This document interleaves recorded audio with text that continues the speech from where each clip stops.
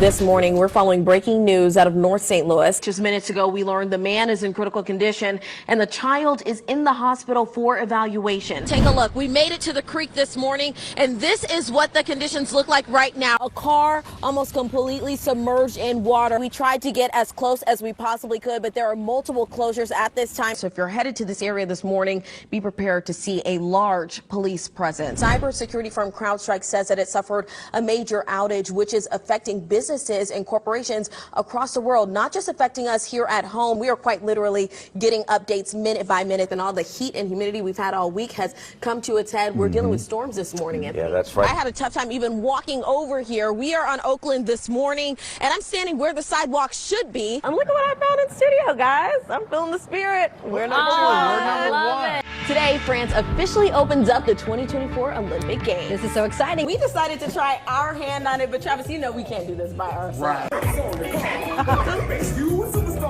My parents were those parents who are like, we're getting there 2.5 hours early, so I'm always at the airport early. Chop, chop, let's Yeah, go. let's go. Continuing coverage now on a man accused of shooting and killing his ex-wife in Baldwin over the weekend. So now we have your votes, because they're in, on what could be happening with the rest of that money. Okay, let's go over your number one pick. It's replacement of water mains. Does that surprise any of you? I mean, over the past couple of months, we have reported on constant water main breaks across the city, and that's your number one priority. This is Today in St. Louis. And I'm Sydney Stallworth, and we're starting off this election day in a weather impact alert day, Anthony. Lots of rain. I tell you, it has been so much rain. We want to update you on this. Overnight, an RV park in Fenton was flooded. Take a look. This is at the Belleville RV Park along Pilgrim Place. You can see crews with Jefferson County out there with their flashlights responding with boats to check to see if people are safe. Right now, there's no word on any injuries, but you could see people were knee deep in the water there. Such a scary situation. Well, new overnight crews are investigating a fire at a car lot over in the Metro East. It happened just after 1 o'clock this morning off Old Country Inn Drive in Caseyville. Right now, no word on any injuries or what may have caused this fire. Now to our other top story of the day. In less than 2 hours from now, the polls will open for Election Day. And we want to make sure that the process goes as smoothly as possible for you, especially while we're waking up and dealing with this rain this morning. Several groups are offering free rides for you to the polls today, by the way. Coming up, charges against an official in Cahokia Heights. The allegations against the deputy mayor. This is the entertainer my way.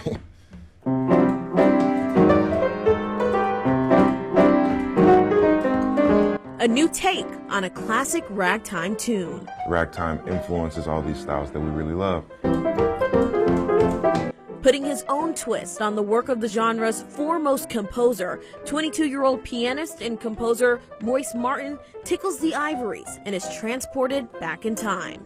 It's like I can channel the spirit of Scott Joplin more closely than I would be able to otherwise. You know, just being in the space that he was in, breathing the same air, maybe not the same air, but touching the same things perhaps that he touched. After a visit to Scott Joplin's home as a teenager, Royce was hooked. I got inspired and I asked for a summer job. So he's worked in the Scott Joplin house over the past 5 years, studying Joplin's music and learning about the man behind the notes. People listen to this Black American music all over the world, but these musicians like Scott Joplin and his contemporaries had to die basically penniless for this music to exist. Things looked a lot different in St. Louis in the years leading up to the 1904 World's Fair. It was a lot of different jobs that came about just because the fair was going to be here. And so people moved from rural areas to the city. This home became a boarding house destination for many Black residents, like Scott Joplin in 1902. So Scott Joplin lived here. This was his profession, was music. He was a renter, and this gives the address. Joplin stayed here a few years and lived in other places around St. Louis, but this is the only building left standing, like his works surviving the test of time. From 1899's maple leaf rag to 1912's new rag.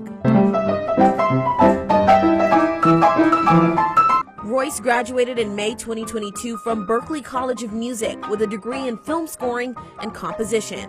At just 22 years old, his music has already aired on an HBO reunion special, a Hulu documentary miniseries, and soon you'll hear his work on a new Discovery Plus documentary. Now he's recording an album of Joplin's works inside the Scott Joplin house. Memories on Morgan Street. So Delmar, where we are now, used to be called Morgan Street when Scott Joplin was living here. And it's an album of 12 of Scott Joplin's compositions. This album could be important for St. Louis culture. I think just generally, I think the city has a lot to be proud of, and the more we shine light on things that we should be proud of, the better we are. Royce says young people need to hear this music. You learn where you come from to learn where you want to go.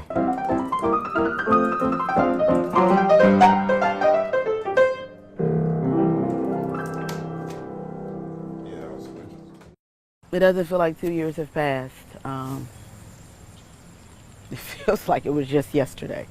We first met Elisa Simrel July 26, 2022. I mean, the water came in so fast that it was no time to grab anything. The historic rainfall forced Elisa and her sons out of her new home, leaving her soaked in the dark floodwaters. I was waist deep in it.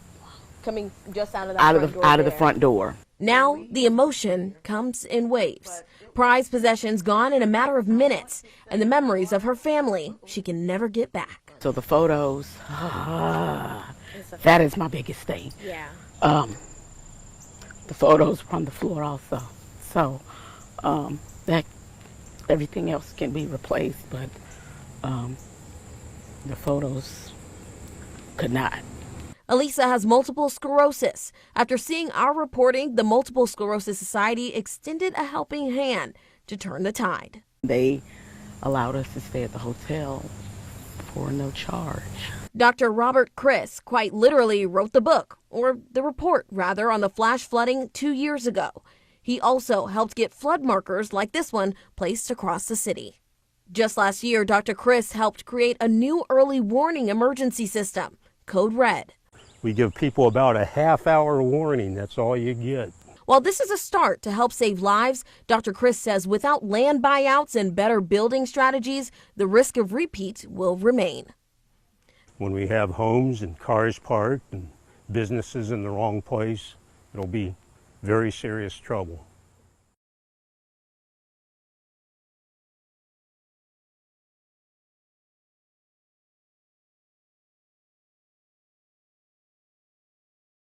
The rising water also created a dangerous situation for animals trapped in floodwaters.